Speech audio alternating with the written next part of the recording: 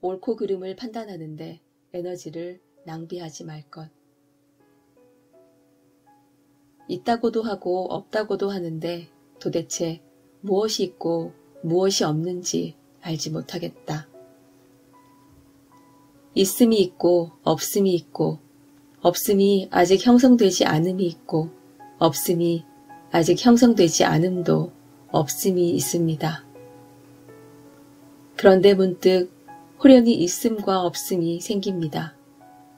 세상 사람들은 있다 혹은 없다라고 주장하지만 무엇이 있는지 무엇이 없는지 알지 못합니다.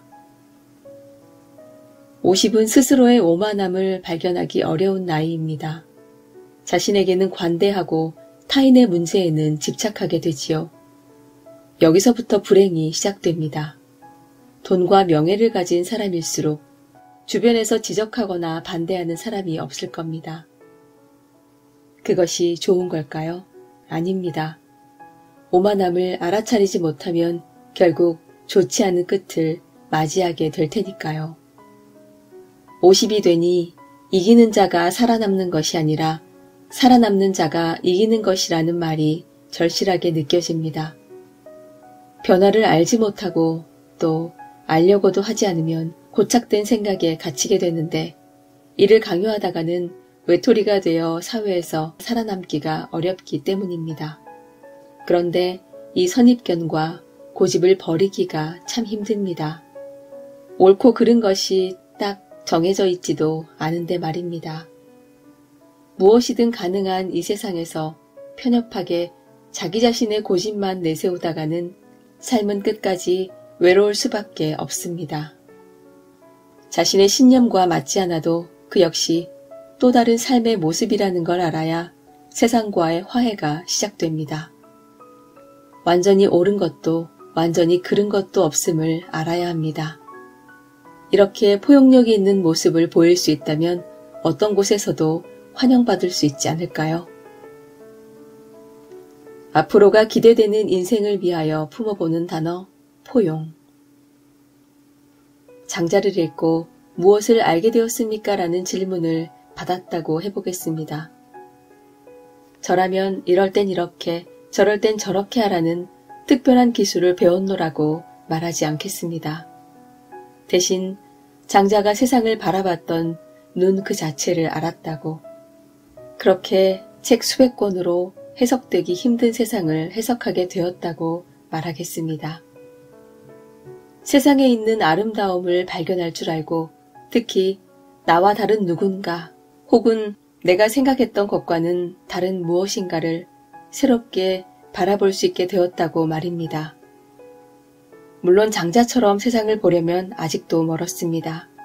저는 50이 될 때까지 장자의 생각과 정반대로 지내왔기 때문입니다.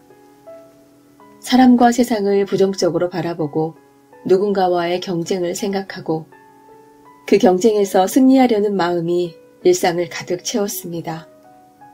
내가 옳고 나와 다른 누군가는 틀려야 마음이 놓였습니다. 그렇게 50이 되었습니다. 장자를 다시 읽으며 제가 어리석었음을 깨닫습니다. 이제는 오직 나만 옳다는 고집은 버리고 나와 다른 무엇인가를 향해 사랑 가득한 마음을 얻고 싶습니다. 그동안 늘 무엇이 옳고 무엇이 그른지를 생각하며 살아왔으나 이제는 포용이라는 단어를 품고자 합니다. 가진 것과 가지지 못한 것을 따지느라 소중한 에너지를 낭비하는 짓도 그만하고요. 물론 경쟁사회를 살아갈 땐 이런 마음가짐이 일종의 원동력이 되어주었음을 인정합니다. 하지만 이제는 50이 되었으니 이전의 모습과 결별하고자 합니다. 저는 장자의 말을 지침으로 삼아 혼란한 마음을 정리하는 중입니다. 있음이 있고 없음이 있고 없음이 아직 형성되지 않음이 있고 없음이 아직 형성되지 않음도 없음이 있습니다. 그런데 문득 호련히 있음과 없음이 생깁니다. 있음과 없음, 옳고 그름 사이에서 우리는 얼마나 큰 고통을 겪고 있었는지요. 이런 것들이 원하는 것을 얻기 위해 쉬지 않고 치열하게 살도록 강한 동기부여를 해주었다는 점은 부인하지 않겠습니다. 하지만 이제는 이것이 옳고 저것은 옳지 않다고 판단하는데 에너지를 낭비하기가 아까운 시기가 아닐까 하는 생각이 듭니다. 50이 되었으니 많이 안다고 생각합니다. 하지만 이 오만함 때문에 우리는 새로운 것을 받아들이지 못합니다. 이 메시지는 장자 곳곳에서 찾아볼 수 있습니다. 예컨대 이 이야기도 그러합니다.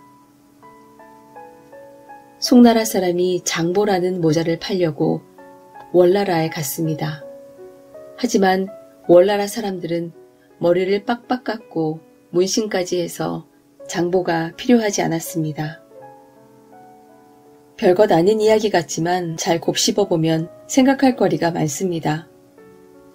A나라의 상인이 자국에서 유행하는 모자를 잔뜩 사들고 B나라로 향합니다.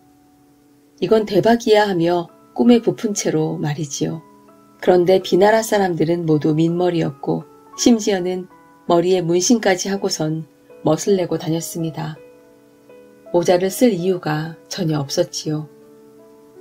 아쉽게도 장자는 여기에서 이야기를 멈춥니다. 송나라 상인은 과연 그 이후 어떻게 됐을까요? 완전히 망했다면서 금세 포기했을까요? 아니면 살다 보니 이럴 수도 있지라면서 송나라로 되돌아갔을까요? 혹시 모자가 필요 없는 월나라에 모자를 유행시켜 거부가 되었을까요? 여기서 장자가 말하고 싶은 건 포용이라는 단어라고 생각합니다. 나와 다르다고 해서 부정적인 시선을 보내는 게 아니라 새로운 가치를 찾고 이전과 다른 창조적인 일상을 영위해낼 수 있습니다. 고정관념을 스스로 깨트릴 줄 안다면, 세상의 새로운 규칙을 받아들일 준비가 되었다면 얼마든지 이 세상이 살만하다는 걸 알게 되지 않을까요? 어린 시절을 지나 학교와 직장을 다니며 나만의 원칙을 지켜왔습니다. 하지만 새로운 시간을 살기 위해서는 새로운 규칙을 존중해야만 합니다. 새로운 규칙을 인정하지 못한다면 새로운 세상에서 자유자재로 스스로를 변화시키는 행복도 누릴 수 없게 됩니다. 지금보다 앞으로가 더 기대되는 50이 되기 위해 이제 포용이라는 단어를 마음속 깊이 품어봅니다.